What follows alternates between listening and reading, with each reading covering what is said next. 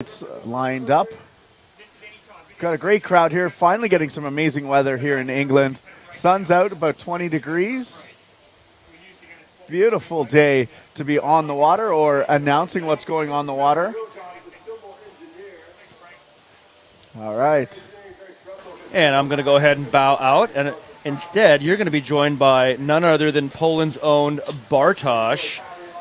Bartosz is going to sit down in the seat here in a second.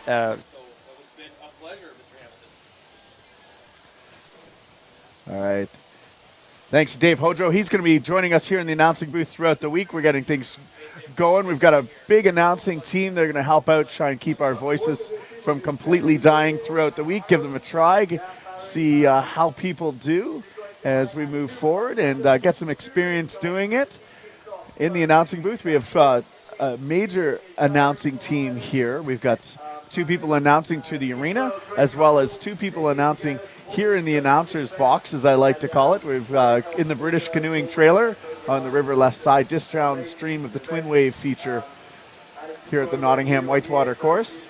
A lot of history here in this whitewater course. There's been freestyle events going on here. There's the National Freestyle League put on by fellow announcer James Ibbotson, who's just upstream on the arena feed, announcing to the crowd.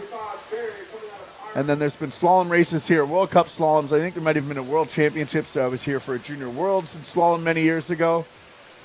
There were a few modifications done to this course about 10 to 12 years ago that made it a lot better. But this course is, from what I hear, about 50 years old. Okay, just one more minute to go. Including out the heat, so here we are looking at the next heat. Bartosz Choderna yelling here. And, well, I'm super excited about this next one coming up, as we have some big names over there. We have a higher price, bib number 62. We have Robert Crowe, bib number 76. These 2 are local putters, totally crowd's favorite.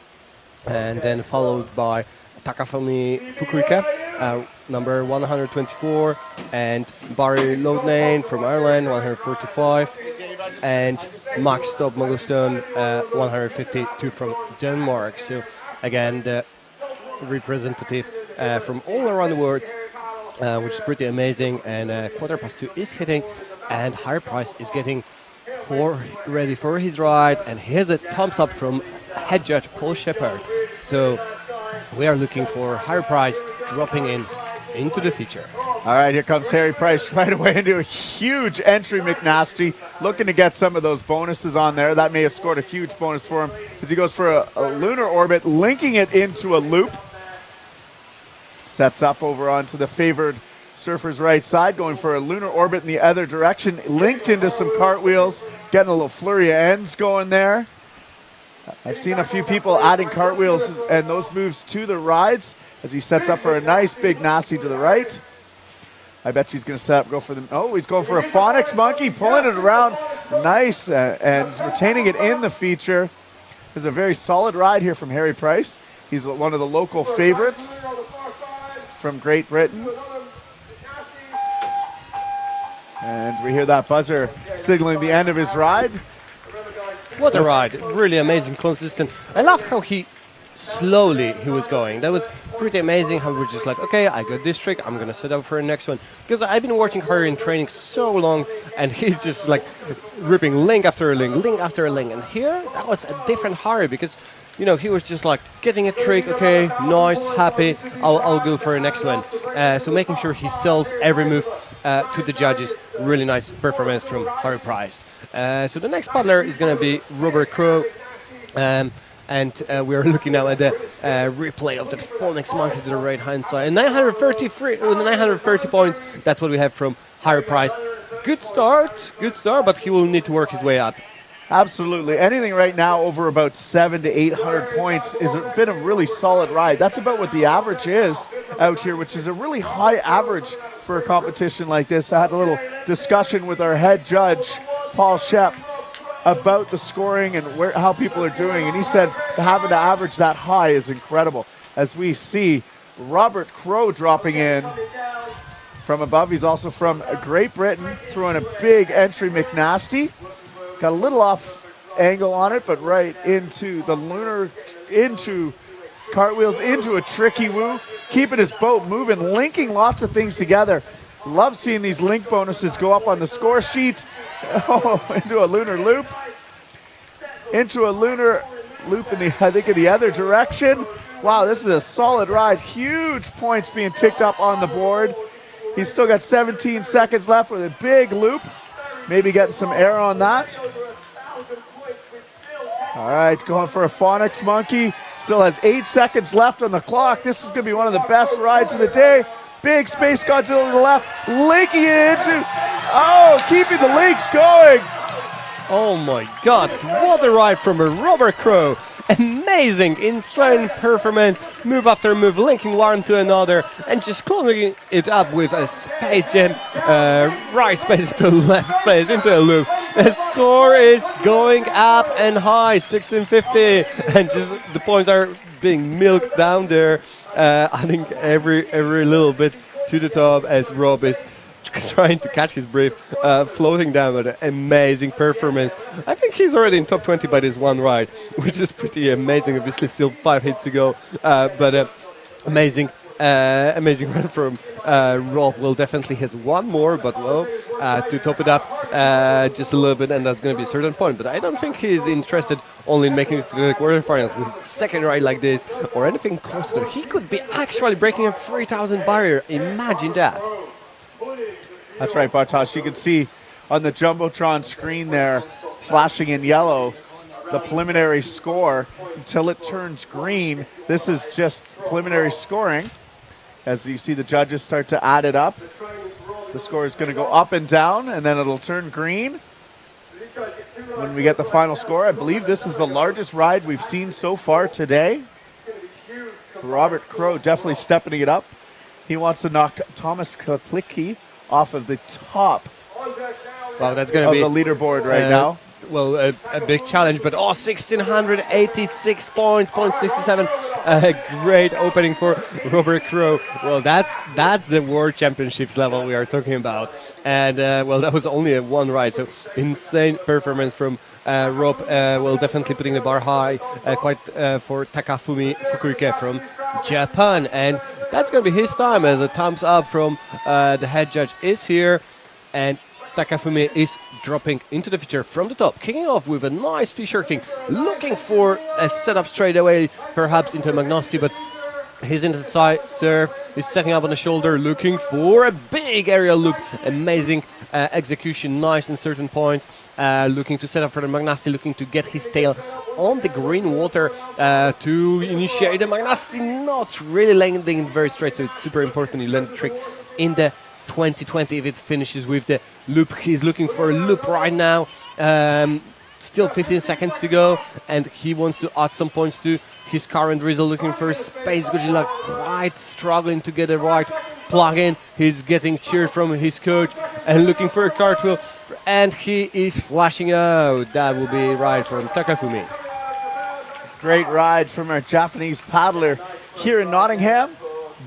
Once again, we got a beautiful day here. The weather's been up and down, but for the most part, it's been really good. 120 points for Takafumi from Japan as we move on to our fourth paddler here in the heat. Fourth paddler in the heat. Yeah, Barry Lonham of Ireland. Irish has a very strong team. They've been training here in Nottingham, having a great time on this feature. And Barry is one of the top paddlers on our Irish team. He's been there for years and he's super experienced. And we're going to see that in no time as he's dropping into the feature, kicking off with a beautiful Fisher King. Straight into setting up to the right-hand side, looking for a Magnosti, not wasting any second. As he's going for a Magnosti to the other hand side, slightly off on the landing. We'll see what the judges got to say about it, but it seems he gets points for that. Looking for a Phonics Monkey, flushing out a little bit. Oh my god, Barry, come on.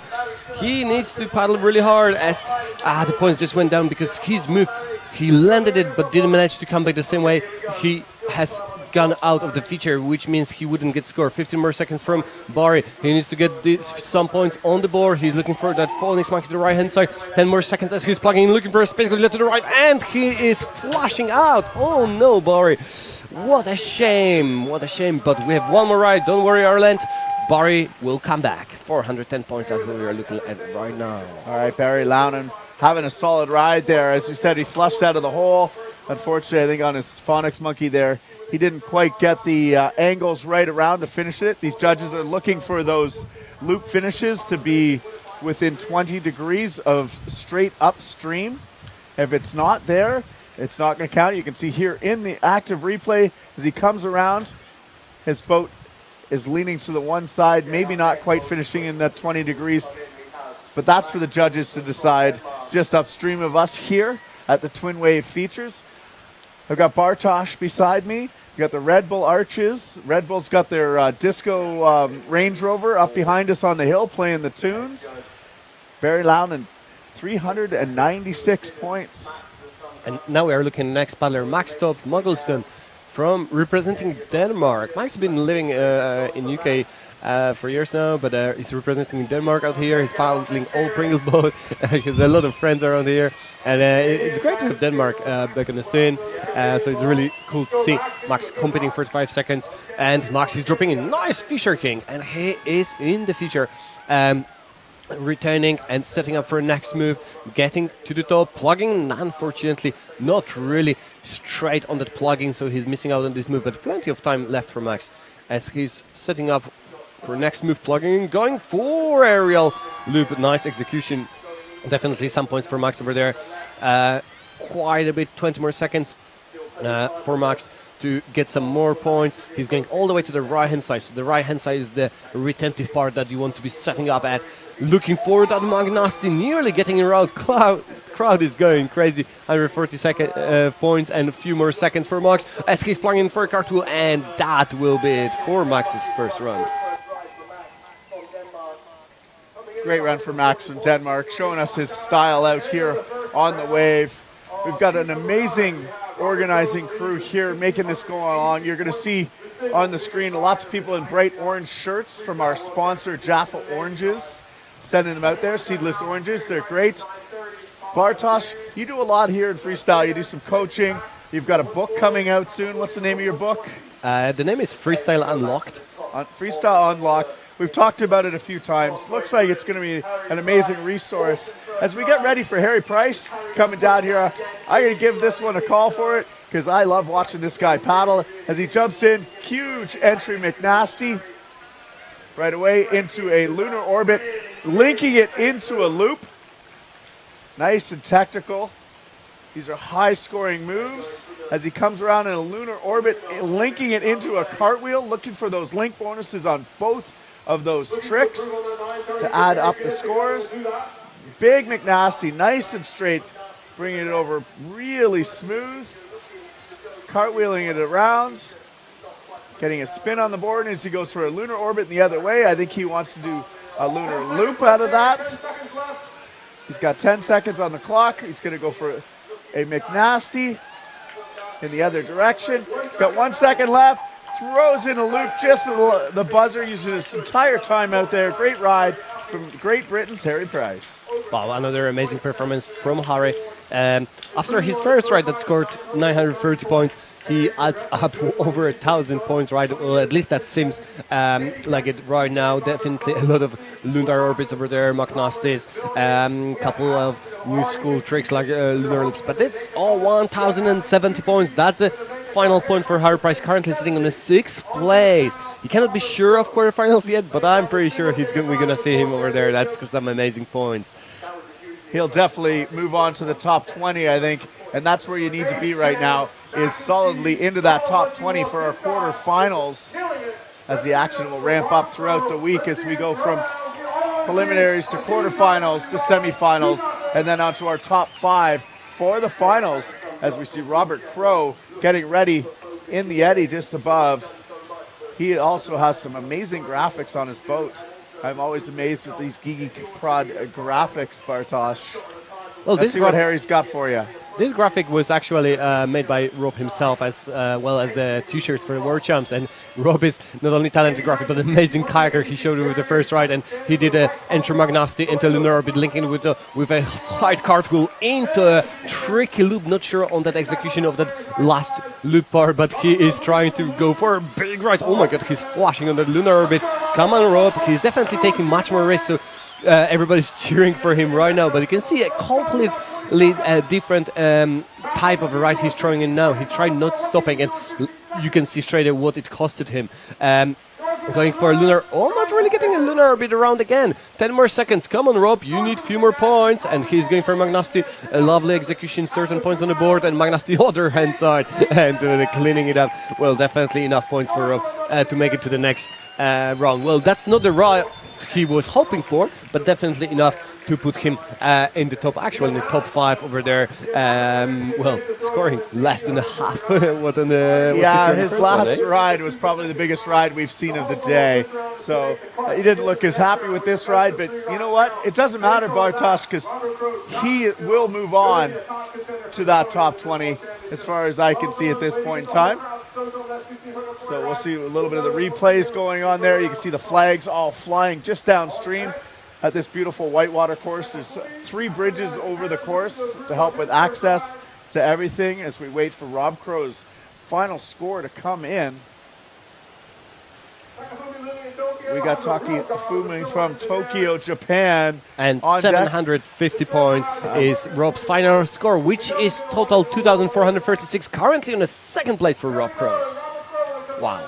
Pretty amazing that gets him into second place, even though his second ride wasn't the strongest ride of the day for him. But 24:36 is a solid score. Well, amazing ride from Rob, but now all eyes going on Japanese paddler Takafumi Fukuoka. He has scored 120 points in the first ride. Now he's going for an entry move, unfortunately flushing, so missing that a little bit. So the entry move means you're gonna get your time started once you hit the foam pipe, but you have to stick your move in order to get the points and obviously be able to perform all the other moves. So 30 more seconds for Takafumi as he's moving all the way to the right hand side, trying to set up for that loop, and here he blocks and goes for that loop over there. Not really certain on the landing, but it seems he's going to get some points for that from the judges. We'll see about that. Now he's pulling it around for Magnasti. Wonderful execution. Crowd is going crazy out here. And 5 more seconds for Takafumi. Really good ride. And he goes for Magnasti on the other hand side. Unfortunately, flashing off. And that will be it for Takafumi from Japan.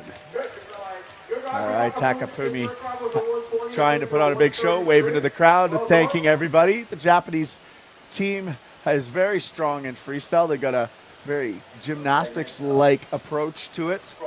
And really, this is basically gymnastics on the water as we see these freestyle athletes tossing themselves around here in the Twin Wave in Nottingham, England.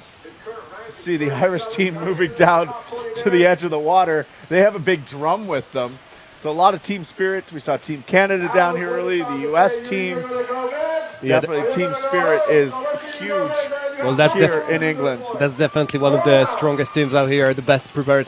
And, well, they're excited to cheer for Barry because, well, Barry is an amazing paddler. He's been training so hard for this event, and he's been paddling so well, but his first run didn't go to the plan, but he has a second run to improve his performance. And here we have Barry Lovener. And here he goes with an entry move, beautiful vertical execution straight into cartwheel. So a lot of points over there, linking those moves around, going for a Magnasti to the right hand side. Going for Magnasti to the left hand side straight away, not wasting any time. 30 more seconds on the board as he's going for a Phoenix Monkey, a little bit losing the balance but managing to make it into the cartwheel. Great ride from Barry. 20 more seconds as he goes for a huge aerial loop, trying to clean it up, tapping the water over there. Not sure whether that's going to be huge, but that's definitely a space Godzilla to the left hand side as Barry's milking those moves. Goes one for another. 700 more points. Come on, Barry, you can throw one more, and he goes for a lunar orbit just on the buzzer, and that will be it. That's the Barry we're waiting for. Amazing ride from Barry Lovener. Barry Lownham of Ireland having a great second ride, really adding on to his first ride. The Irish team down here with their drums and their flags, all wearing their Team Ireland tracksuits, really cheering up. We can watch that entry move on replay, really getting it nice and vertical and linking it into some cartwheels. Those link bonuses really add up. We saw Thomas Kaplicki, who was at the top of the leaderboard for quite a while. Actually, sorry, still is on the top of the leaderboard, really capitalizing on those air, huge, and link bonuses, which has got him really at the top of the leaderboard. He paddled incredibly well today. It was great to see him have a good day and smiles on his face. I hope that keeps going because he is a great guy. Yeah, for sure. It was an amazing ride from Thomas, but I'm also like super happy with Barry coming back after not so good first ride. So he put so much effort into that second one, and now we are looking at the score going up and down. Barry's a little bit nervous to see the final outcome, but judges are trying to give him as many points as possible.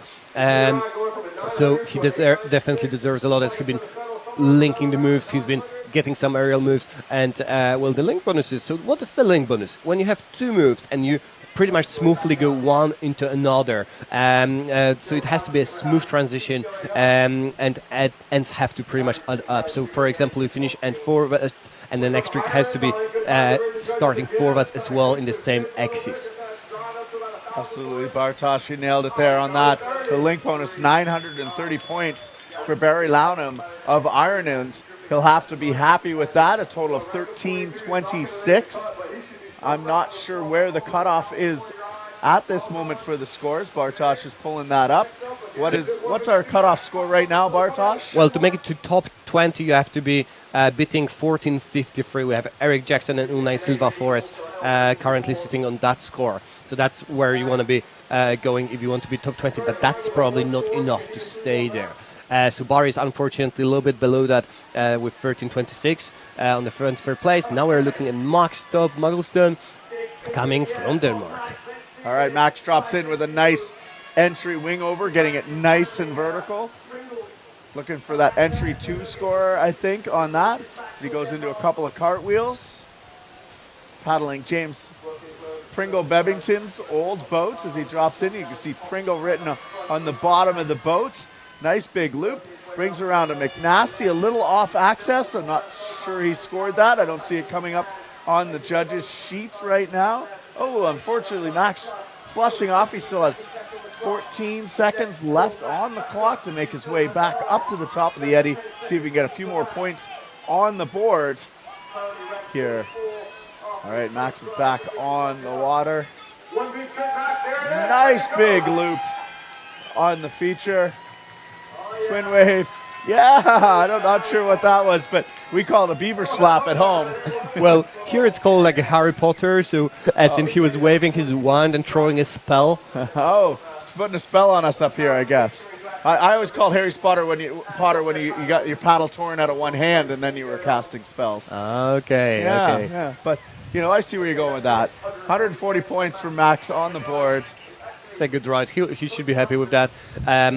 Well, nice performance, and obviously again, nice to have somebody from Denmark representing. Well, it means we'll be moving on to. His total is 280 points, currently on 42nd place. We are looking at preliminary number 10 hit. So we'll see there Jack Newland, Brody Drummond, Joachim Fontenay Masso, and Paul Monserrat Lopez. So 2 strong paddlers from Spain, region Catalonia, 1 Aussie, Australia, and 1 paddler from Canada. The camera is looking now at Joachim Fontenay, ex-world champion from Argentina. He's from Spain, not Argentina. Oh, he won the world. He won the World Championships in Argentina. Yeah, 2017. It is. In yeah. San Juan, Argentina was our ICF World Championships there, 2017. So 5 years ago, he was world champion. He has potential to do it again. He is definitely paddling well enough to do it. But we've seen some rides from Rob Crowe and Tomas Kaplicki. As you can see, our leaderboard up there. There it is on the screen. Some pretty solid scores up there. So I think to be on the top step of the podium, we're going to see at least 2,500 points or more when it comes to a 2-ride score. In our finals, it's 3 rides, 1 will score. So I'm thinking we're going to see upwards of 1,500 point rides to get yourself onto the top step of that podium to crown yourself as a world champions in this men's K1 class. Yeah, well, at least because the paddlers I heard are aiming to break 2,000 points, which is incredible. And to be honest, like we've seen ropes ride, and with few better landed tricks, like I think he would be getting close to that. So it is possible, Yeah. and how exciting would that be? He needs to clean things up a little bit, get some of those clean bonuses on his tricks, bring his paddle up out of the water as he's finishing his tricks, really sell it to the judges. And you're right, he could break that 2,000 point barrier. His moves are there, but he just needs to tidy it up, and I know he will.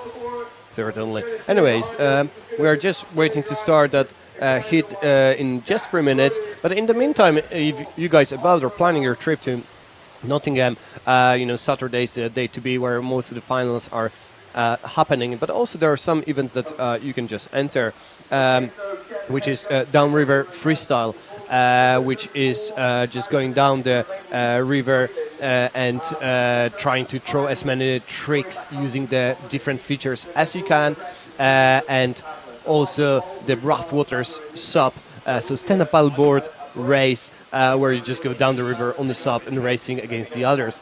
So these two events are open events up for anybody if you want to just come down, have some fun, not only experience the World Championships, but also be a part of the World Championships festival. Absolutely, the whole festival, a ton of events. We had the Young Guns Freestyle on the weekend. We've got the Synchro Freestyle up at the inlet gate, which I really want to see. I think that's going to be entertaining. It might be a little bit more like combat than kayaking, but I'm not sure. We'll see. It's a pretty tight little spot there in inlet gate, which is an amazing feature. And why I think some of these Brits do so well is they're able to train on the inlet gate feature. Here we have on deck Jack Newland of Australia. Bronze medalist from the sort, so he was third in sort in junior man. So definitely, a big challenge in front of Jack over here to be stepping up to the men's category. A lot of pressure on him, but I've seen him for a while. He's been paddling very well, so very excited to see how Jack is doing. This guy lives where there is no whitewater. He trains rigorously on flat water all the time and continues to make the Australian team. His teammate Jez is usually here announcing with us, sending us some critique throughout the day. We thank him for that. But let's see what Jack has as he's getting ready for Paul Shep's big thumbs up. You see Terry Best, the ICF Freestyle chair, looking on.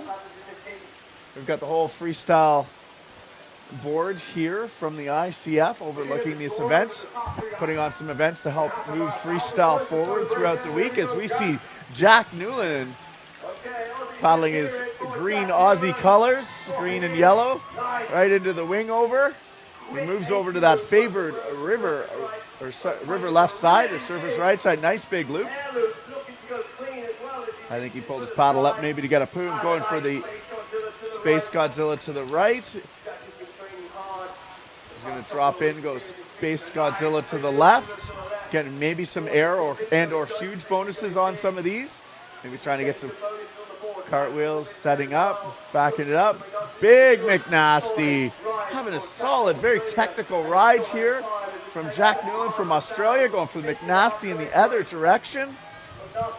Getting up almost over 700 points so far on the board. He's going to go for a phonics monkey, throws it down, unfortunately flushing on that. But Jack's got to be happy with that ride. I think anybody would be happy with that ride right now. Some great technical points on that score.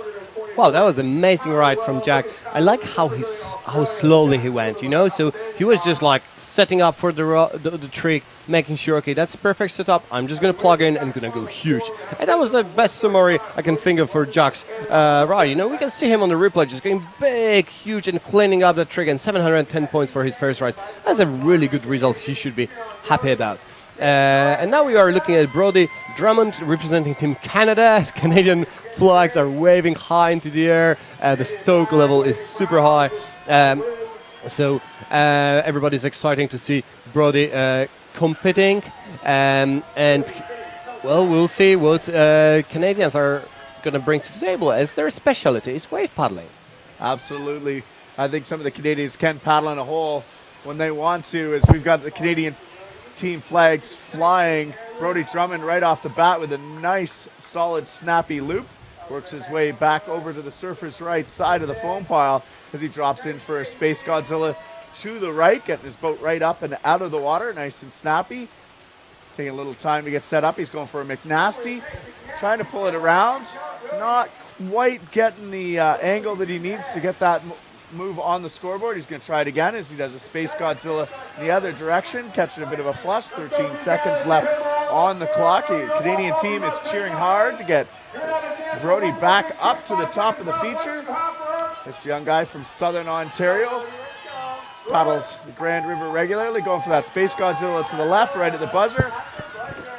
Let's see if it looks like the judges may have added that to the score for him. Brody shaking the water out of his ears after his rides. He floats downstream. The whole Canadian team and parents and stuff onshore cheering him on. Coach Caleb Grady walking over to talk to him about his ride. And that was 190 points for Brody. But now the crowd is going literally crazy nuts. I think that's the crowd's favorite, one of the most unique paddlers out there. Very friendly but aggressive at the same time. Joachim Fontenay in Massa, representing Catalonia region of Spain, Kayak Club Salter. And here he goes, Bestia de Rio de Catalunya. And Joachim Fontenay drops into the picture for his first ride. He kicks up with a nice entry move, and he's setting up, going straight for a big Magnasti, trying to clean it up, bringing his paddle nice to the air, looking for a lunar orbit with the loop, and going for a big aerial loop straight into Phoenix Monkey, not stopping for a single second. So explosive paddler. He's really hunting for this top spot over there and going for the left lunar orbit, not stopping for a single second. 20 more seconds as he's splitting it up, going to the right hand side, into a lunar orbit, to the right hand side, into a Magnasti once again. Oh my god, that's like non-stop. 1000 points has been broken by now for sure. And here he goes for a Space Godzilla, I presume, to the right hand side.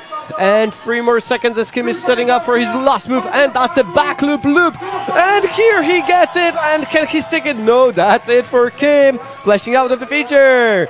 Amazing run. Wow. Definitely dynamic and explosive, throwing end to end using his entire time.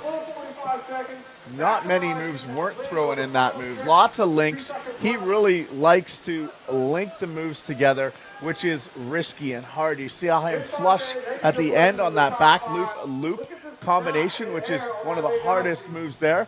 See that nice slow-mo replay here as he goes into a Phonics Monkey, throwing it right around. Kim is such an explosive paddler.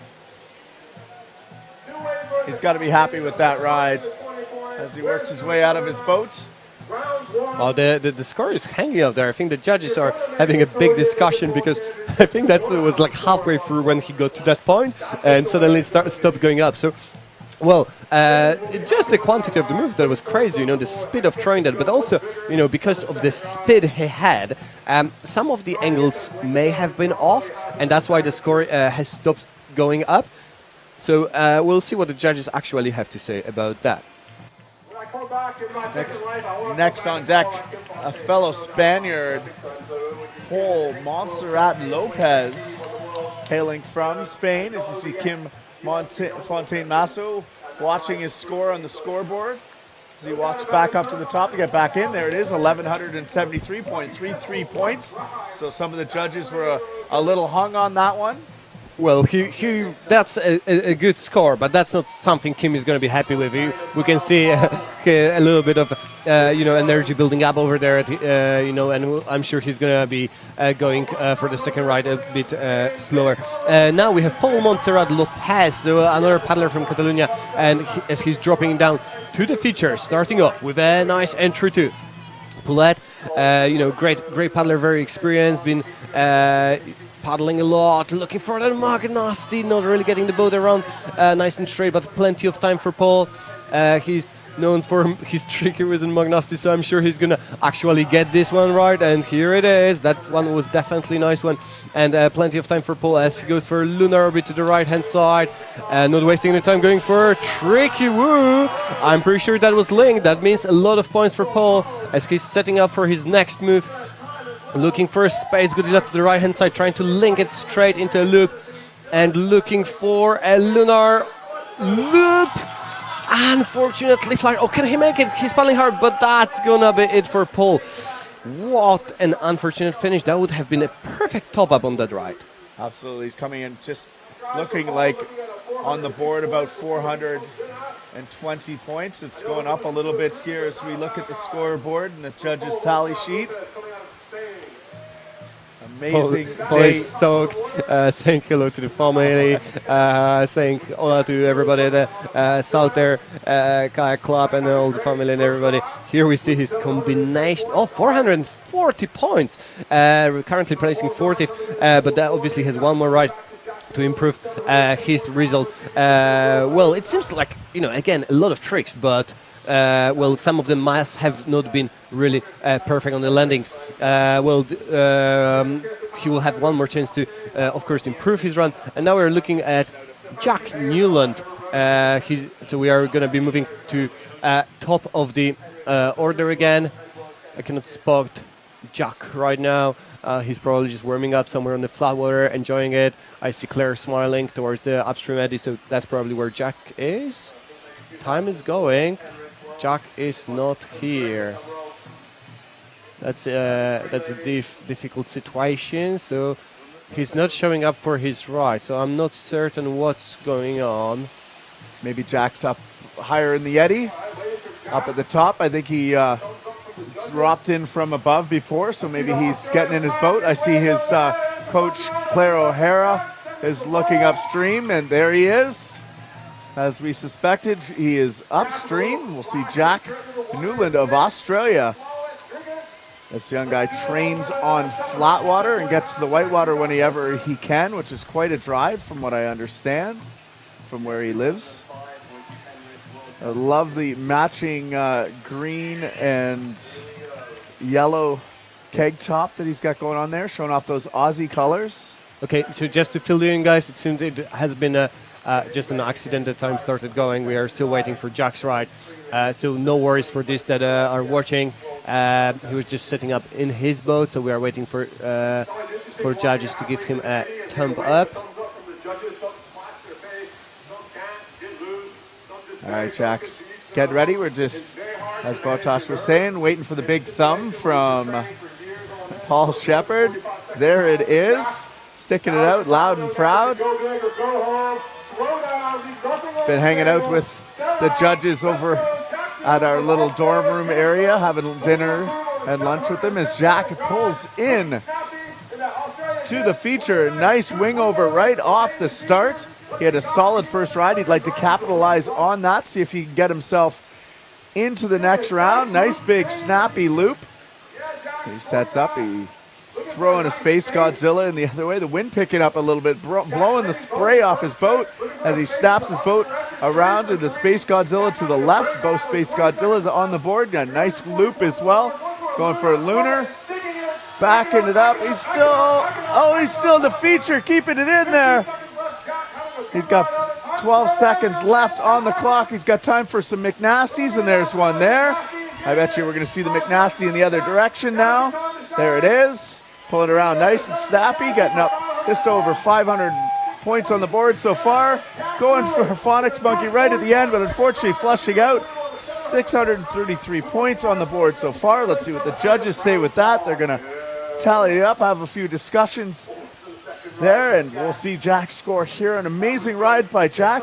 That's going to put him pretty close, maybe onto the bubble. Not quite improving on his first ride of a 7:30, but a 6:33. Joachim Baden Hall. I believe that ranks him.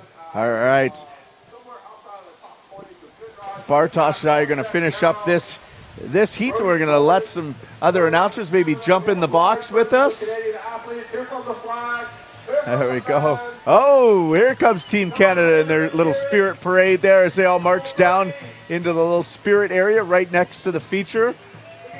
As Brodie Drummond approaches from above, the young Canadian paddler. And a Canadian team is going crazy over here to support Brodie. He has his first run. He threw some tricks, but definitely wants to improve his performance, and he's going for this surface right far corner as he's setting up on the top of the foam pile straight after going in. I think he's looking for a big loop, and that's what he's going for. Oh my god, what a huge execution. That was really nice, and a big loop definitely worth a wait. As he's going towards the shoulder, pushing himself up one more time first, basically to the right hand side. Another really good execution. So, well, it's definitely worth a wait, especially in that feature. When you going for Magnassi, pulling that around, unfortunately flashing off. 15 more seconds. He has to paddle really hard. The crowd is going crazy supporting him. The coach is shouting the last second tips, what to do when you drop into the feature. So he's taking that off his mind as he's paddling in. 3 more seconds as he's setting up for the Magnassi one more time, pulling it around, and unfortunately doesn't manage to get the bow down. And that's going to be it for Brody Drummond. Solid effort there from Brody Drummond. Both of the moves that he scored, I'm pretty sure by looking at what I could see on the scoreboard here, that he was given the huge bonus on both of those tricks, which means he got his boat and body pretty much right up and out of the water. So pretty amazing to see.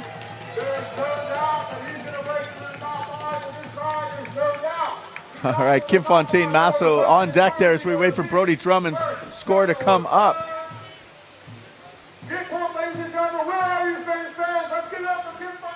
And the crowd is going crazy for Kim Fontaine.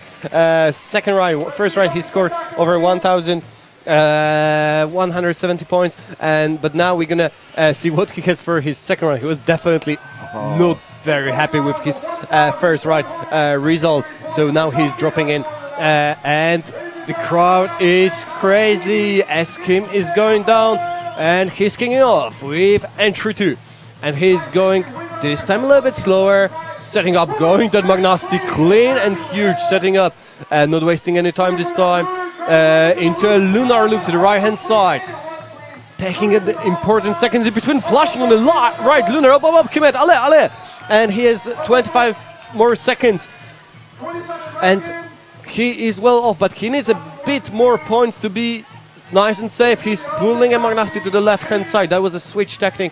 15 more seconds on the buzzer as he goes for a lunar bit to the right hand side. 10 more seconds, and he's plugging in for a huge area clean loop. That's going to be a lot of points for him as 5 more seconds are on the buzzer, and here he goes for a space into the loop, and that's the time. All right, well, very interesting ride. He flashed over here, he went much slower, and the score is very similar. Absolutely, 993, maybe up to 1,000 points so far, tallying up on the score sheet there on our live scoring. We watch some of the replays here as you watch Kim doing that lunar loop by the looks of it there in the replay. Coming around, doing another lunar into some cartwheels, adding those link bonuses to his score. Kim catching his breath there, visualizing what he just did, so that he can work on it and hope to improve it when he gets back up to the top of the heat again in a few seconds. Well, that's really exciting to see the first score to come in. The drum is going in the background, the heartbeat is being imitated. Score is stuck at 996 points. Well, Kim is also waiting to see what will be the total 1,000 going up now. That would mean he will be moving to that top 5. We'll see him in the top 5 where he actually wants to be. He's asking for a little bit more of mercy from the judges, and that's it. 1,600 points, currently putting him on the 4th place. 2,190 points. We'll see him in the next round for sure. Absolutely, he's up on that leaderboard in that 4th place position, as we have the fellow Spaniard Paul Monserrat Lopez on deck to go next. Waiting for our judges to get ready to go here. And after that, I think we're going to switch up the announcers for the next couple of heats here in men's, trying to save our voices as the week goes on, as Paul gets ready to drop into this twin wave feature here on the Nottingham Whitewater course. Let's see what Paul has for us here, Bartosz. And Paul is dropping in for entry 2. 440 was scored from his first ride, so he wants to make it to the quarterfinal. He really needs to step up his game. Now he's looking for a spin, but he's taking his time to make this ends perfect, and he's going for a Magnassi to the right-hand side. A nice execution for Paul over there. and looking for the lunar orbit to the right hand side, trying to get it into the carpool, but no, he rather just calms it down and makes sure the points are on the board. And he's looking for Magnasti with the switch technique to the left hand side with air, and he's looking for a tricky wood to the right hand side. That's much better, right, Paul? 10 more seconds for Paul as he's setting up, looking for that lunar, possibly lunar loop, but he just finishes with lunar. 2 more seconds, one more trick, come on, allez Paulette, and that's a loop. And that's going to be it for Paul Monserrat, one of the crowd's favorite. Great ride from the Spaniard there. Definitely some explosive energy. Looking great.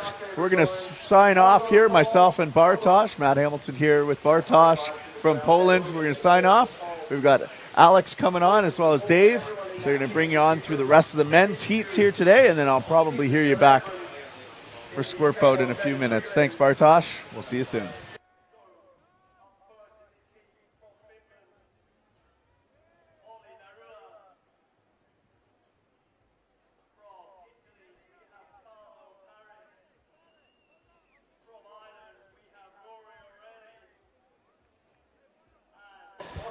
All right, there we go. You just saw Pole go. 563 points, puts him in 27th place. We're getting ready to go up to that next round. Unfortunately, Pole will not be going on, but he gave it his all. There you go, see the scores from that round. I am Hojo, joined by Alex. Yeah, and you're watching the 2022 World Freestyle Kayaking Championships. We're currently in the middle of the men's preliminary heats. We are in heat number 11. We've got 2 more heats to go. And then we'll be moving on to the men's canoe deck surface preliminary rounds. That's correct. So in this round, we got Ollie from Finland, Carlo from Italy, Rory from Ireland, and Philip from Austria. I want to make sure that says Austria, not Australia. It's very small, as definitely Austria. So we got 2 more heats left, 4 paddlers each. And in this round, we're going to see Finland, Italy, Ireland, and Austria. So you just saw some of our big paddlers come. Joachim Fontenay is one of the big ones. He's one of the favorites to win. I would not doubt if he places top 5, if not, can win this whole thing outright. However, we definitely saw some huge rides previously from some of the British team. Your British team is really bringing it today. Yeah, I mean, I suppose it helps training on this feature for literally months before the event takes place. And it's not just them who've been here. There have been paddlers from all across. And right now we're seeing on the screen, if you're tuning in from the live stream, you can see the Upstream Hall. Tell us about that feature. Yeah, so this is the inlet gate. It's where lots of the paddlers here will learn tricks, particularly if you're a local. It's possibly the most uniform feature on planet Earth. It is the ideal test bed for working out what works and what doesn't.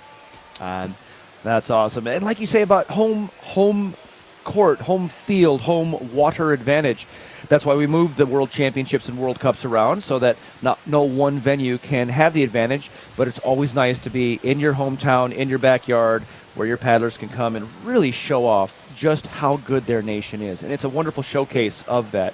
So right now we're waiting to see, though, nations Finland, Italy, Ireland, and Austria. We're going to start with Ollie from Finland. We don't have any real information on Ollie. We're going to see if we can figure this out real quick. Looks like there was no bio submitted. As we do usually at the feature, we make up some random stuff. But we'll see how Ollie does. We can see the athletes there up in the Red Bull Arch. That's where they check in their boats. It's very important in these competitions that they use the same kayak throughout. It's one of those scenarios where if they break a kayak, they can make some exceptions for it, but they don't want someone paddling a kayak and halfway through going, I think I might do better in my carbon boat. So they might have brought both, especially if they're local, and I'm not disparaging at all for the local crowd, but most of us travel, and we can only travel with one boat, but sometimes you can bring multiple ones. Oftentimes they do, and then they test it out during practice. Carbon or plastic. Yeah, and that's the thing, and a big part of what all of the rules here are aiming to do is to make it a fair playing ground. What we want to see is these athletes showing and bringing the absolute best versions of themselves and all the tricks that they can perform. So it's really important that not only are the rules set up in the right way, but also the judges award all the tricks fairly, etc. So all of the judges here will go through an ICF accreditation. They'll all be trained. They'll take an assessment to make sure that they're making all the right calls, and really the scores are spot on. And they are graded on a scale. So not all judges, when they take their judge certification, may have scored as high, and they are given opportunities to then come to these events. So if you're a B grade judge, A being the best, if you're a B grade judge, you can then come to a competition and be mentored and learn how to become an A grade judge, clean up what you might be missing. Maybe you're not seeing the angles right, maybe the speed. A lot of times the speed of these paddlers is just extraordinary. And so they get a chance to then attain that A grade judgeship. When I took my test, I got a B grade judge. And I didn't really pursue it too much beyond that because I didn't want to be a judge for long term. But it's a wonderful training program. Of course, I did it during the pandemic, and it was all online, very challenging. Yeah, I can imagine. And a big part of what happens here is if you're learning online, it's definitely not as easy to pick up all of the angles when you can actually see in 3D what's happening. And that's also a big reason why the judges are located where they're located. They have the best view of the feature. They are making sure that what they see is absolutely the best it can be, so we get these most accurate scores. That is correct. So right now it is local time, 3:03 p.m., so we should be 2 minutes out from the start. And again, we have Ollie, Carlo, Rory, and Philippe from Austria. Right now, as it stands, we're going to take 20 paddlers on, and sitting on the bubble is Eric Jackson. Eric Jackson, no stranger to this competition, is now in danger of not even making it out of preliminaries. That's quite the story here, especially someone who has gone to many world championships and won a lot of them. His son is doing really well. Down on the bottom, too, we have Fabian and Courtenay, Leon and Bennett. As we have 8 paddlers to go, the 8 bottom spots are the vulnerable ones. They are not guaranteed. However, top spots 1 through 12 are basically set. All 8 of these paddlers, if they were the greatest in the world, could come take all 8 top spots. Those top 12 paddlers would slot down. So basically, Nick Troutman is guaranteed a spot no matter what these paddlers do. However, Thomas Richard, Valentin Prisme, Bartosz, Bennett, Leon, Courtenay, Fabian, and Eric Jackson are highly vulnerable. And there is a few names coming up, in particular Sam Ward of Uganda, who has the ability to knock one or more of those folks off of the list. James Bebbington, definitely someone who is probably going to knock EJ off the list. So all of these paddlers are now just crossing their fingers. Yeah, you absolutely can't count them out. Another one that I would like to mention is Rory O'Reilly from Ireland. Irish team looking incredibly strong this year. We've had some very, very high-level performances, particularly from David McClure, who's currently in our number 3 position. So it looks like we've got our first competitor dropping down into the hole now. Ollie from Finland. He's dropping in, going for an entry 1, managing to retain the hole, and just starting to move over to the right-hand side to set up for a McNasty. Again, staying in the hole. If you're in the hole, you're probably scoring points. Going for a nice big loop with some air, looking for those extra bonuses, and then moving over to the right-hand side where you can set up a little bit better for tricks. Going for a left McNasty, looking very controlled and calm in the wave. Going for a right space now. Trying to look for the next trick, going for a left phonics monkey. Quite a difficult trick, particularly to score. There's some very tight tolerances, particularly on the angle of the pirouette. Going for a left space, just surfing back over to that right hand side to set up for the next trick. And finally rounding up with a right phonics on the buzzer and a little paddle 12 just for good measure. I mean, it never hurts, right? It never hurts. Yeah, exactly. Get those extra points. You know, when these kids were juniors and cadets, as we would call them in the U.S., some of the scoring is the paddle twirls and the rolls and the holes, although this guy is definitely past that point. But you're right, those left phonics as he was throwing, those are a danger of a flush. And let's take a look here at the replay. This is showing some of his amplitude, really able to get that boat out of the water, trying to show clean, a little bit of a right tap, paddle tap. Now he's got to come in with this phonics. That phonics looked pretty good, although, again, that loop has to come down within 20 degrees of where it started. It's tough. The judges have to make that call. Sitting at 341 points. So he would have to make a run right now of roughly in the 1100 range to get into the 20th spot. So that's going to be a tall order for him. But next, we're going to go ahead and see Carlo Harris from Italy. Yeah, Carlo now just in the top eddy, waiting for the thumbs up from Chief Judge Shep. It looks like he's been given it, and he's going to start making his way down into the feature. All right, he's going to back in. Doesn't look like he's going to do an entry move. It's a safe bet. They can really get this feature nicely and just get started. They don't have to paddle into it, but they don't get any points. Plugging for a nice front loop with some air underneath there. Already putting down at least 80 points on the board. He's going to fight back into this right side and spin around for the McNasty to the right. Retains well, so he's going to maybe put some more points down for that. And that's a pretty clean McNasty there, at least clean from execution points. Nice front loop again. He already has a front loop, but maybe he just needs to set up. Sometimes they do a rescue loop. They get pulled in, and they just have to loop right out of it. There's the Space Godzilla. Unfortunately, no air under the boat. The definition requires air, so he's going to cartwheel out of that. Looking around for a little bit, maybe a phonics. He got the pirouette action. I didn't see a crossbow initiation. Only has 1 second left, so he's going to call this good for his ride. Yeah, it's a decision that quite a lot of the athletes make when they flush off. If they think they've only got a couple of seconds left, they might not even attempt trying to paddle back up for the last little bit just to save that energy for the second ride. 170 points for him.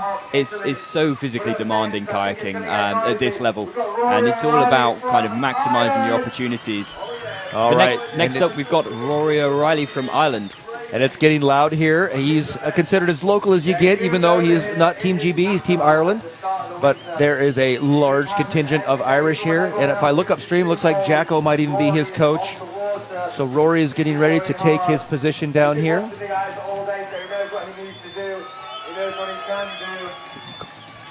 Cool, so he's just getting ready to drop into the hole, going for an entry 3, lovely.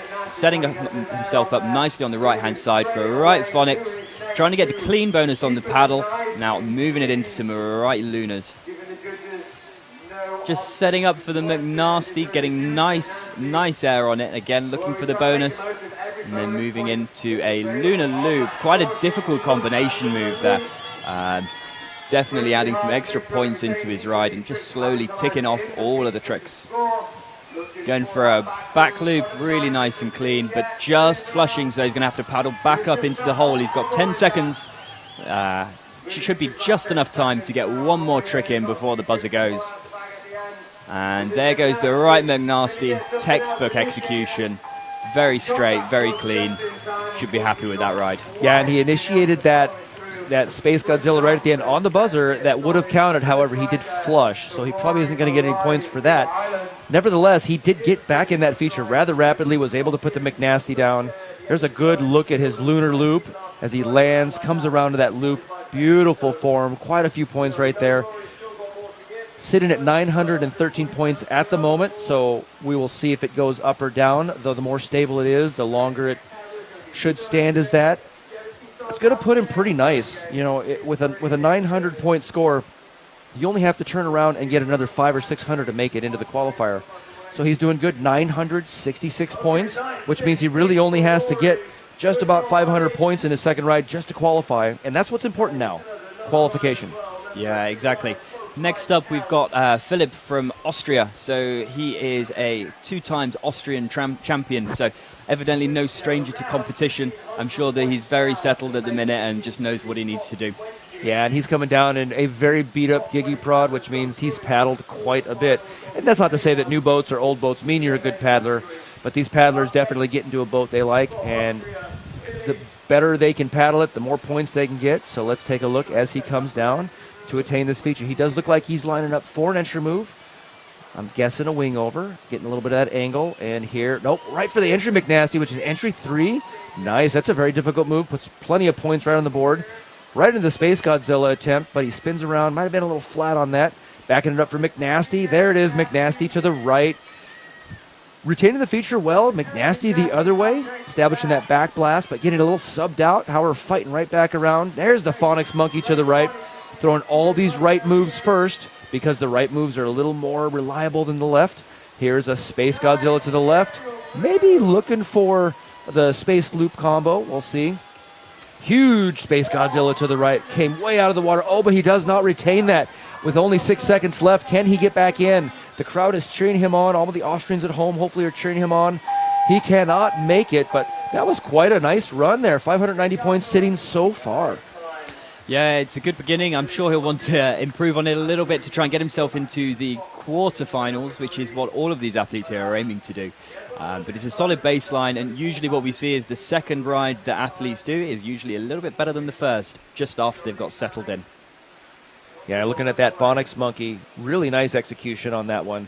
One of the higher scoring points, really helped him out there. There was that front loop right there, getting plenty of air into the boat. They hope to go huge, of course. Huge is even an extra 20, 30 points.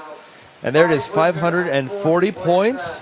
So he has his first ride down. It's in the books. Now he get back up to the top, put down some more points. Next up. Yeah, we're back up to the top of the order with Ollie from Finland. So he'll be looking to improve on his first ride score. 341 points in his first ride. 341. So, yeah, he can improve a little bit, but I'm sure he'll just be looking to get some more points on the board. And I'm sure he'll be nice and settled in now to the competition routine, and I'm sure that all of those who are tuning in from Finland at home will be supporting him all the way. There's your first ride scores here for this particular heat. And again, you can see where the whole final boards is. And if you want to follow along at home, we do have live scoring. If you go to ICF, the International Canoe Federation's website, look across, you will see results. You can find a live scoring. And if you click on that, you can find these heats, and you can just get the exact heat. You can get the exact scores there at home. And it looks like maybe Ollie did not decide to do a second run. They're running the clock. What this typically means is he opted out, didn't want to do his run. Could have had an issue. We're not entirely sure why Ollie opted out of this run. So when you see a run like that, they'll just enter a score of 0 and move on.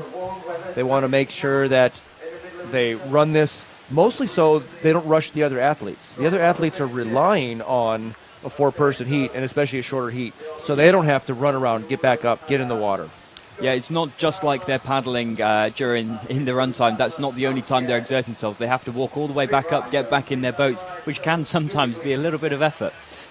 Well, and that's a great thing that your team provides too, right? The team members are absolutely allowed to come help you carry your boat, help you get in your boat, get you settled. The bigger the team, the better.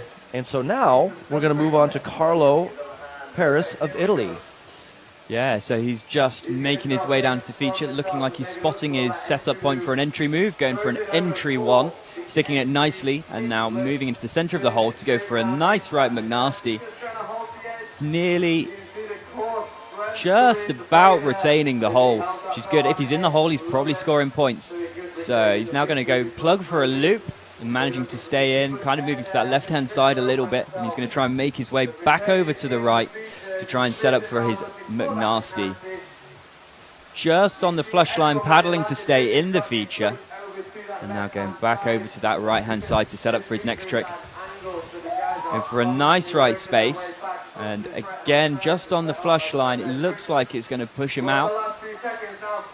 Unfortunately, flushing down just at the end of his ride.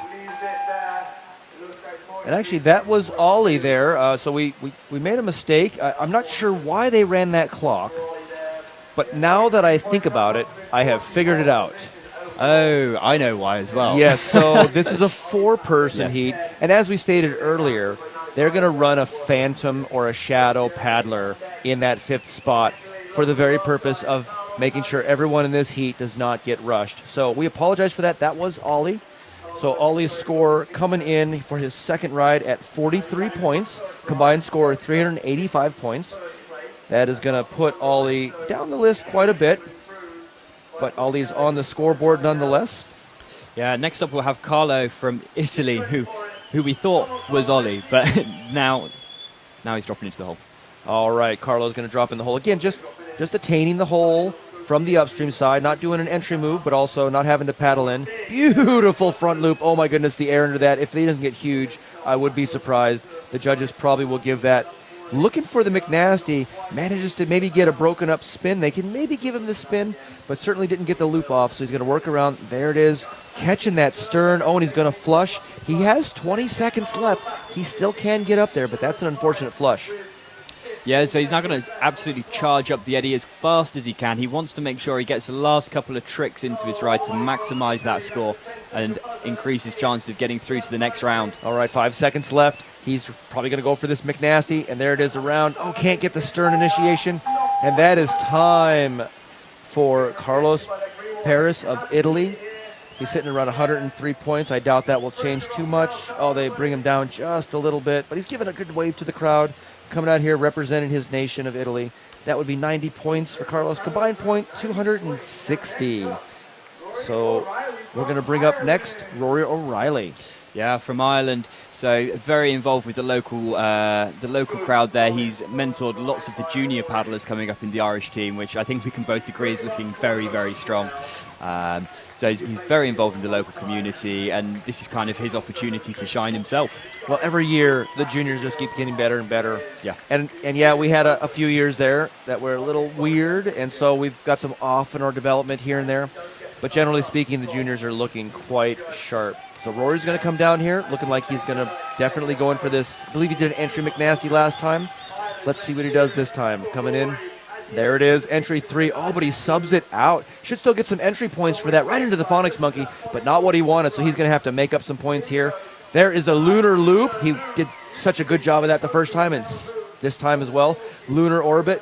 So you can do the lunar loop and the lunar orbit, get points for both. If you can do the loop, you can do the orbit. So then he's setting up a little slower now. There's the McNasty to the right. Just ticking off the points. Again, he didn't have to make too many to qualify, but he's got to put down as many as he can with a huge, clean front loop, holding that paddle nice and high for the judges to see. Back loop, beautiful air. Oh, and he loops right off of the feature. If he came down before the flush line, they might give that to him. Yeah, they might. Unfortunately, though, flushing, so he still had to pay the price of paddling back up to the feature. Just trying to end it with a nice big loop on the buzzer. We'll see if the judges thought it was initiated before the buzzer, in which case it could still be scored. So he's sitting right now with 870 as we see. Like I said, he only needed about 500-ish points to make it. And so this is going to be the first big upset, I think, right now is when this score comes in, Eric Jackson comes off the board. Yeah, it's just come through at 870 points, pushing Rory up to, I believe it was 12th rank. But I'm sure you can correct me on that. Yep, we got it here. So Rory is sitting. My score hasn't updated yet, so we'll see once it updates. The overall leaderboard takes a moment. Rory is now sitting in the 12th spot, as you said. Fabian from Germany is now the bubble paddler. He's the one sitting in the 20th spot who is in threat of not making it through. But next up, we're going to roll right through. We're going to end this heat up with Philipp. I'm going to try this. Winderspacher from Austria. Of course, Austria is known not only for their freestyle paddlers as they've come through the years, but beautiful, beautiful creeking rivers. It's home to the Utz Trophy. Several of the Send paddlers live there now. I believe Adrian and Bren of the Send paddlers make Austria their home for the very purpose of beautiful, beautiful water. Yeah, so he's going to look like he's spotting his position for his entry move, setting up now and going for an entry 3 with lots of air. Just pushing him back onto the flush line, managing to retaining the feature and going to that right lunar, linked into some cartwheel ends. Looking very, very strong, but unfortunately flushing, so he's now going to have to paddle back up the eddy. Yeah, that was a very unfortunate flush, although he's a strong paddler. You can tell he's back into that eddy. He still has 20 seconds left. He's in a very light boat, so he can move that through the water quite efficiently. And here he is back on the feature. Going for that right lunar now into a loop. Very difficult combination move there, and it looks like he's calling the run at that, even though he's got 10 seconds left.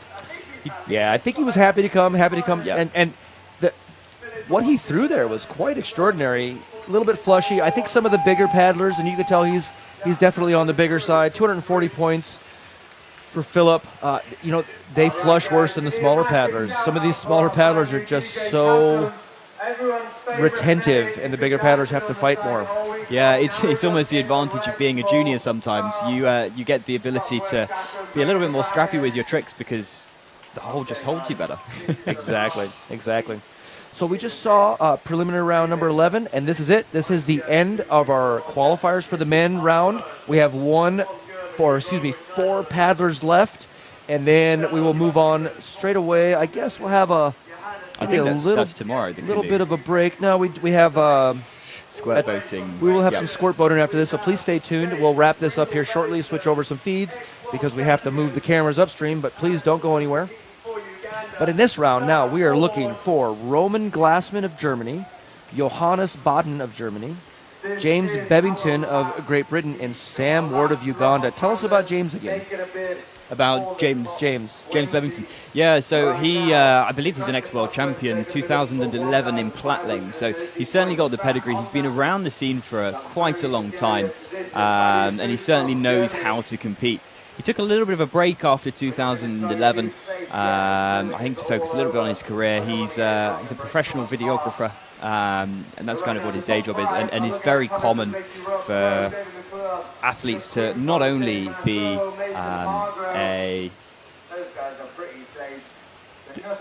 Don't we call this guy Pringle? Pringle, yes. that's Hojo was trying to write a little note to me saying it's Pringle. But yeah, also commonly known as Pringle. Commonly known as Pringle. James Yeah. Beggington. I think there might be people watching at home that actually don't know his real name. That happens. Yeah. You get a nickname as popular as Pringle, and they're like, who is James? So now Pringle has been around for quite some time. And Sam Ward, originally of Great Britain, Yes. is paddling for Uganda. And Sam is, of course, a wonderful paddler, bringing kayaking all over the world. Uganda is such an amazing location. And it's a destination now. I mean, it is a destination for kayakers worldwide. We in the U.S. sort of look at it, and it's wonderful. We can't get to it quite as easily, but we make an effort, that's for sure. Yeah, I was fortunate enough to visit 2 years ago, and it was absolutely beautiful. I mean, I remember waking up in the morning with monkeys jumping on our roof. It's And of something course, else. and we have 2 Germans in this round. We're going to look up some information on these guys. So Johannes Barden, he's actually a Nottingham local, but paddles for Team Germany. He works at a firm not too far away from the White Water Course. He spends a lot of time training down here. Very local. Yeah, it's always nice to be represent your nation, but maybe live somewhere else. That's not uncommon. Nick Trotman of Canada lives in the U.S., still represents Canada. 18. So we also have Roman Miller from the United States of America. Roman No? Glassman, I believe. Maybe we have. Nope. So I don't numbers. believe we have a bio for Roman Glassman, No. and that's just how it's going to be. So we get to make up some information about him. He likes long walks by the beach, I believe. Yeah. And let's see, he is from Germany, so probably favorite ice cream. Haagen-Dazs, maybe? Haagen-Dazs. Oh, Yeah. yeah, that sounds right. Is that actually a German company? I have no clue, but it sounds German. I think it's got an umlaut on the It end, has an doesn't umlaut. it? That is So- correct. So we're going to see these guys come up here. Then we'll go promptly at 3:30. So we have about a 5-minute break. So can you tell us a little bit about what you're looking for as a judge when you're scoring this, if you're to put yourself in that mindset? Yeah, well, one of the most important things that judges look for is the angle of the boat with respect to where they began the move. And that's really important. You don't have to be perfectly upstream if you begin it, because you're a little to the left, a little to the right, but oftentimes all the time, you have to come down within a certain degree. So if you initiate your loop on 12 o'clock center, you have to be within 20 degrees of that when you come down. Spins, same way. Wherever you start, you have to get that spin all the way back to the front. And now while a loop and a spin is not exactly what they're doing per se, they're combining loops and spins, and it broadens out. What's really difficult to tell oftentimes is like on a phonics monkey. You have to go 270 degrees from where you start to where you initiate the loop, and the boat has to be at a 45-degree angle to the surface of the water. So you have to be in what's called a pirouette. And that's what these judges learn. They learn how to look at the boat angle, look at the water. And one of the more difficult things is the flush line. Yeah. They establish where that line is on the water. If they come down behind that, they don't land the trick. If they come down on that and flush back, they have the opportunity to paddle back over the flush line. So all of these little things count, and of course not the least of which is the time. They begin their ride right when they establish or cross into that flush line, which is why a lot of them do the entry move. And then they have the opportunity to initiate on the buzzer, and they can complete that move for points, although they cannot link anything after that. So if they were to do a Space Godzilla loop combo, they could get points for the space. They would not get points for the loop.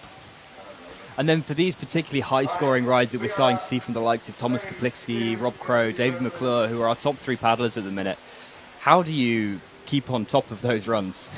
You know, it's a lot of praying by the judges, a lot of praying. Yeah. And honestly, a lot of these judges just go to so many events, and that's the great thing. We've got judges who go to Macanito, that go to Mio Natural Games. You know, the UK has plenty of judges that go to Hurley, so we get to see these guys over and over and over, and that's good. You know, it's something that we're not surprised when someone like Thomas Crowe drops in and just a flurry of moves. Not only that, but they've been practicing this whole week, and a lot of the judges have been here this whole week as well, sitting on that judge platform, watching them practice, getting used to the feature, getting used to the paddlers. Makes a lot of sense. I mean, I don't envy you. Yeah, I envy the judges, I should say. I have never judged at an international competition at the ICF this level, although I have judged at the lower level competitions, little hometown throwdowns. Yeah. And I'll tell you what, it's even hard for those guys. And it can actually be more difficult for some of the younger paddlers because they're not quite as defined. These paddlers out here know the rules. They know what to do, and they will sell it to you to make sure they get the points. Whereas the younger paddlers, the juniors, they maybe not quite as clean, so that it becomes more difficult oftentimes with a junior paddler who may be throwing fast but is throwing not quite as defined. Yeah, and that's quite a big marker of those who have really experienced and those who it's kind of their first World Championships. They're almost, when you've been on the circuit for a while, you know what the judges are looking for, and you tailor your tricks almost to their palette in a way, so you can kind of, when you throw it, you know it's going to score. Absolutely. So we see a little bit of people in the crowd waving out. Our sponsor, Direct Business Solution, they're helping us bring you this live stream today.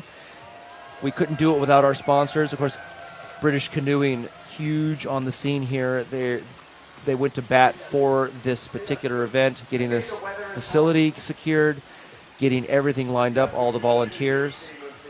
We've got just a wonderful set of individuals that came out from the country federations, from the local community. We had one of the greatest opening ceremonies. I mean, they were sword fighting. And it's one of those things from the United States. We come here, we're like, yeah, it's England. There's Robin Hood. We're in the land of Robin Hood. And you're like, but do they really, is Robin Hood real? And they're like, oh, let me tell you about Robin Hood.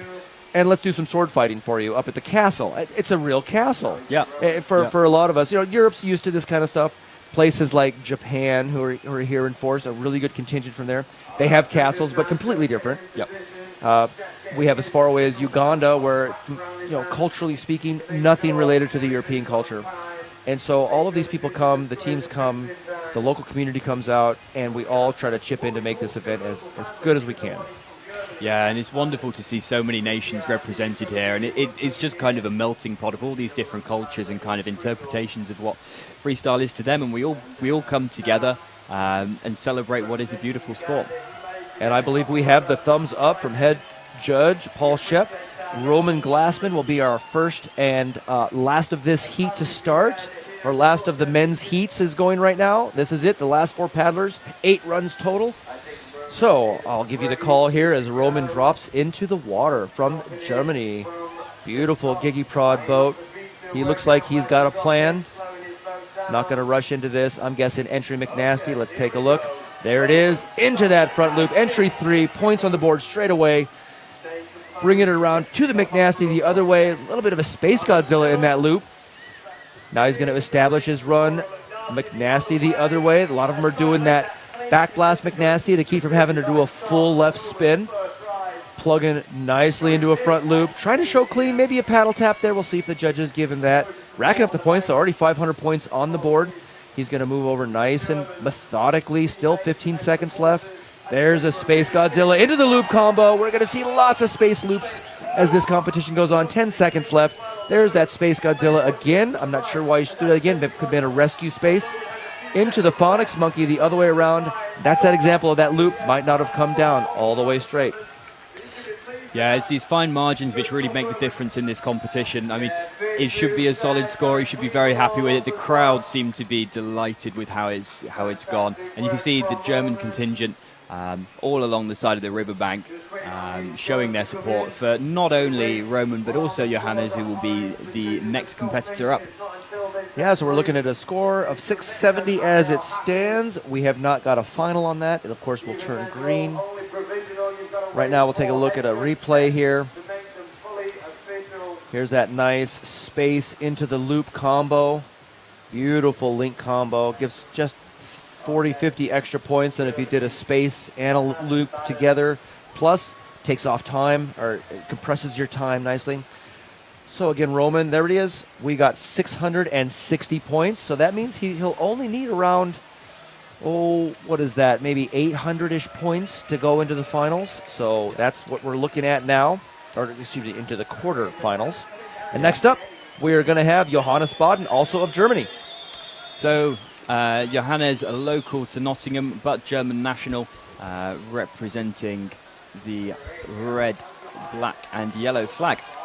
So he'll be dropping into the hole now, looking for an entry 2 to start off his run, retaining nicely in the hole and just trying to move to that right-hand side to set up for his first trick, a right to lunar orbit, linked into a cartwheel. Unfortunately flushing, so he's going to have to paddle back up to try and get back in the hole to score some points.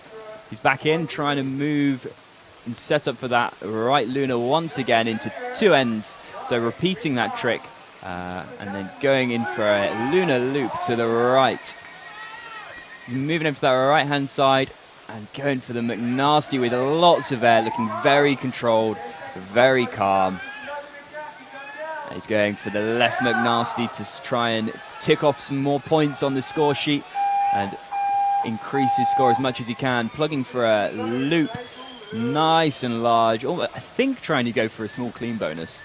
Yeah, he's just practicing now. Time has definitely expired.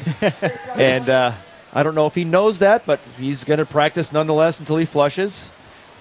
So Johannes Baden, they scored that pretty fast, 730 points it looked like. 700, I think that's what it was. It ran past the screen, that's right. 730 points, pretty good score. 2 of those might put you in, it might not. It's one of those things now where we're at the end here, and those last paddlers, Fabian Tausch still sitting on the bubble at approximately 1,500 points. So, excuse me, you need a 700 and an 800 in this case. So the bar has been raised just a bit. But now we're going to take a look at Pringle. Yeah, so Pringle, one of the UK's most famous and well-known paddlers. He's been around the scene for a long time. 2011 world champion. Took a little bit of a break from kayaking, but now he's back and he wants the title again. So he's dropping into the hole and going for an entry 3 with lots of air. Now moving on to a right lunar loop. Quite a difficult combo move. Trying to get those points on the board. Now going for a right McNasty, very calm. And you can just see how well practiced he is and how precise the moves are. Now going into that right lunar orbit, trying to link it into a couple of cartwheel ends to get the link bonus. Going for a right phonics, again, very technically difficult trick to pull off. Going for the right space, linked into an end, but not the second end to get the full link bonus. Just going now for a right phonics as he's ending up his ride there. That's it for Pringle. Oh, that was a great set of moves. He ran up the score nice and fast. Really got it Paul put together how he wanted. I'm sure he wanted a few more points. He's seen a couple of thousands come across today, 1,100, 1,200.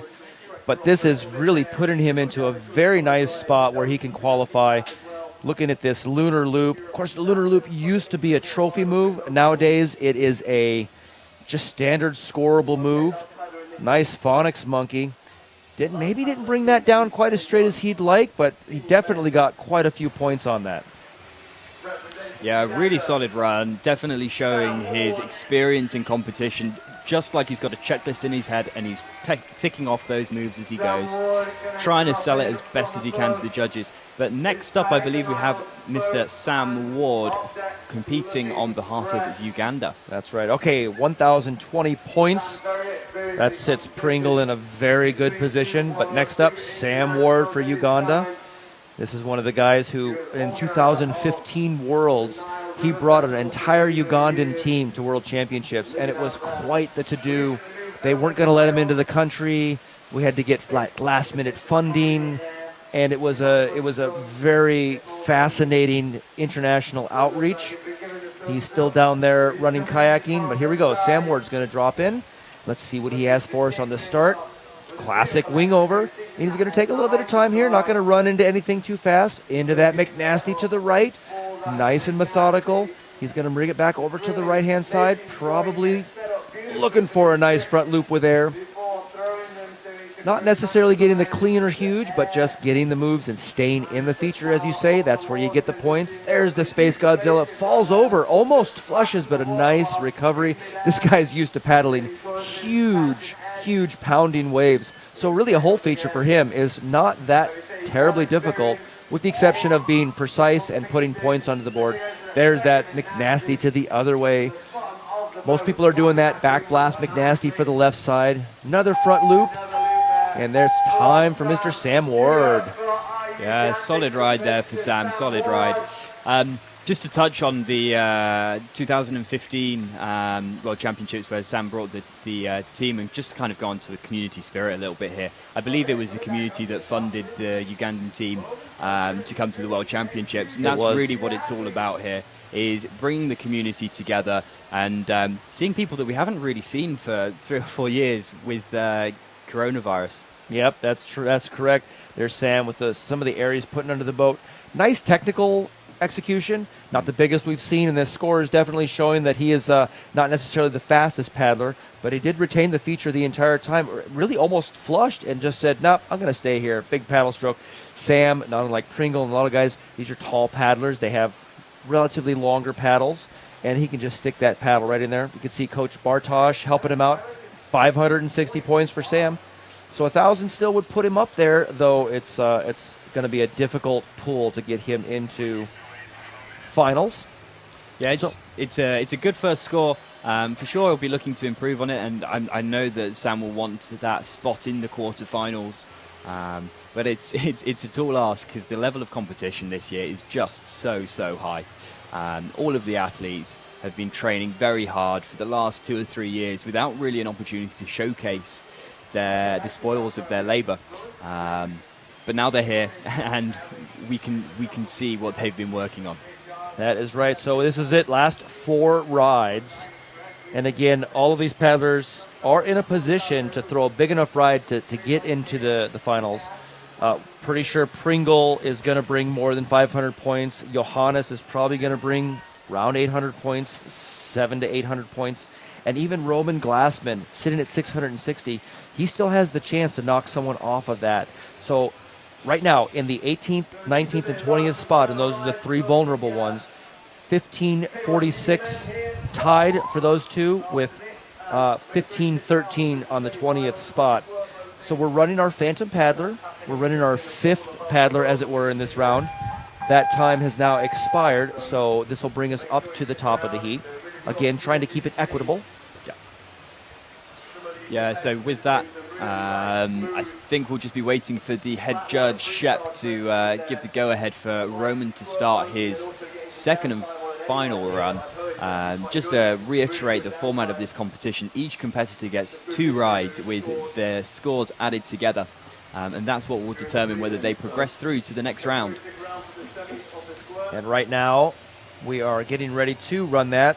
And in the top paddlers, in the top 20 paddlers, we have a wonderful distribution. We have Poland, UK, Ireland, Spain, France, the US, Finland, Canada, and let's see, try not to say every country twice, Germany. And so those are the representation right now in the top 20 that'll go on to tomorrow.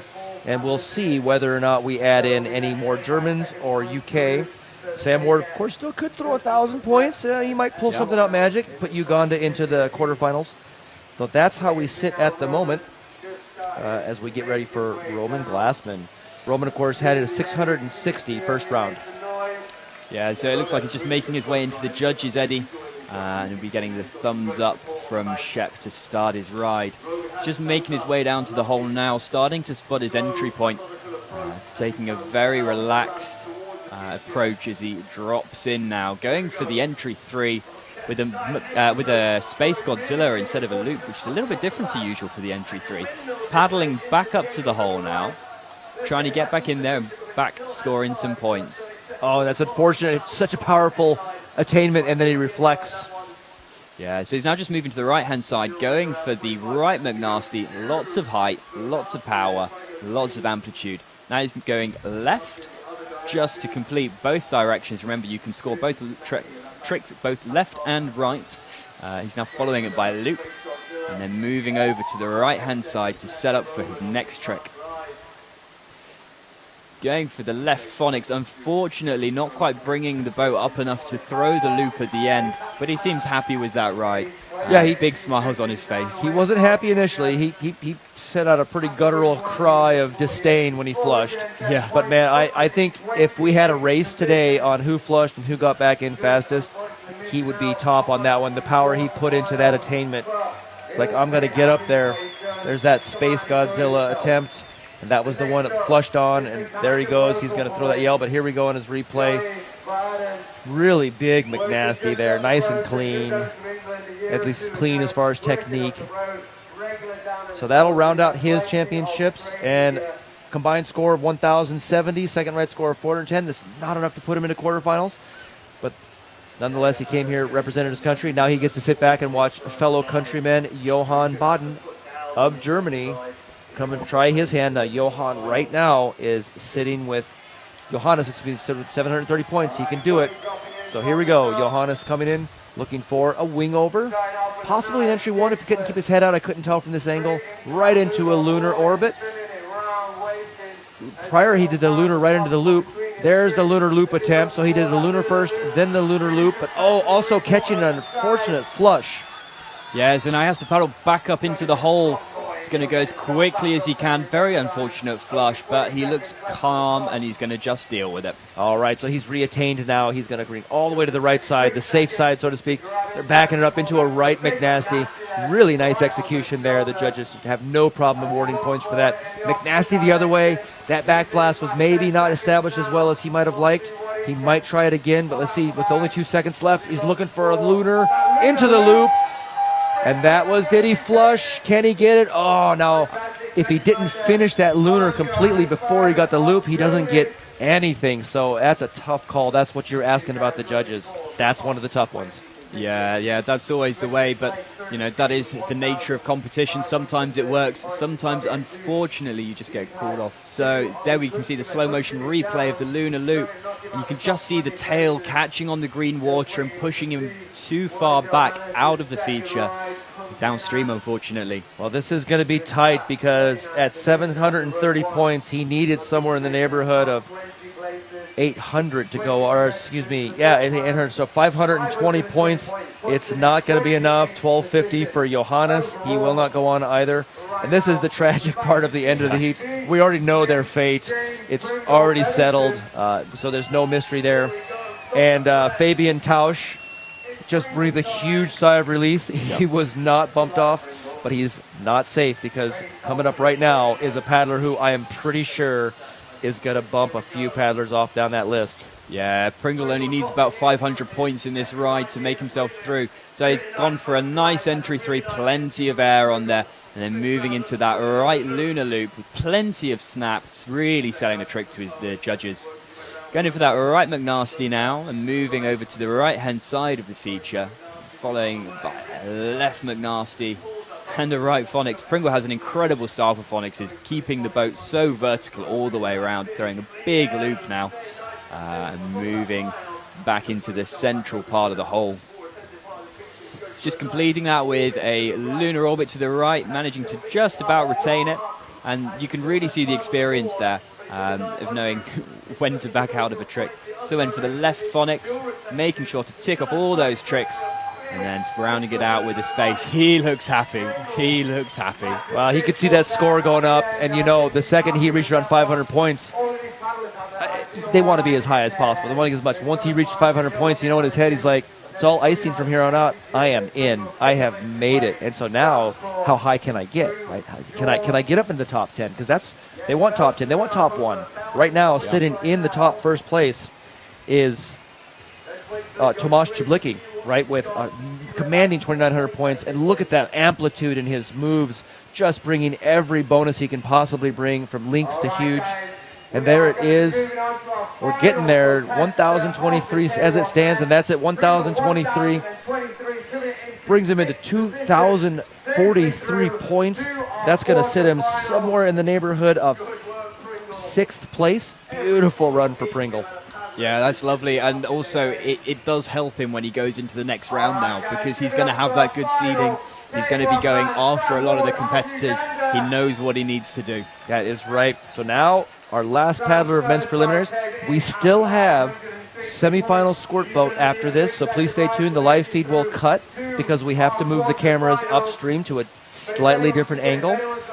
But after that, we'll pick it back up. Now, from Uganda, Mr. Sam Ward, bringing in for a nice entry wing over. Looked pretty darn clean as an entry 2 to me. Score says the same. Into the McNasty. Oh, but unfortunately not being able to execute the loop. Yeah, unfortunately flushing now. He's got to paddle all the way back up into the feature. So he's really trying to minimize the amount of time he's in the eddy and maximize the time he's in the hole. All right, he reattains here. Managed to not waste too much time. Still 20 seconds left. Sam is going to hunt around looking for that McNasty. There it is. Definitely completed that one without too much trouble. Put some more points on the board. Plugging in for a nice big front loop with air. He still has just a little bit of time left. Can he bring a few more points? I'm suspecting a Space Godzilla. There's the Space Godzilla. Maybe looking for that Space Loop link at the end. The loop wouldn't have given him extra points, but the link would have. So that's Mr. Sam Ward, one of the paddlers that everyone looks up to. Yeah, he's a real legend in the community for sure. Most of the athletes here will have spent some time out kayaking in Uganda, and Sam's the man there, really. He knows the place like the back of his hand. Kayaking on the Nile is the company that he runs. All right, that's it. 366 points. Our quarterfinals are set. Cortina Rio of France is safe. He did not get bumped. So we have our quarterfinal set. So, ladies and gentlemen, you have seen today the men's preliminary for K1 kayak class. It has been wonderful competition. We've had roughly, I can't even tell how many paddlers on the list, 57 maybe. It was a wonderful collection. We're going to go ahead and wrap up the live feed here. Tomorrow, definitely stay tuned as well. We have Decked Canoe starting off at 9 a.m. local time. So please tune back in for that. Here is your top 10 that finished today with Dane Jackson way down in the 10th spot. You know, he's former world champion wearing bib number 2. I've got several Great Britons up in the first spot. 4 in Great Britain. So locals bringing it into the top 10. Down in the bottom 10, we have Finland, some more Great Britain, France, U.S., Germany. So tomorrow's going to be great. But this has been our men's K1 preliminary. I am Hojo. I'm Alex Walters, and we'll be signing out for the time being. But please do join us in about an hour for the men's and women's squirt competition semi-finals, which you should absolutely not miss. And with that, we'll sign out. Semi-final.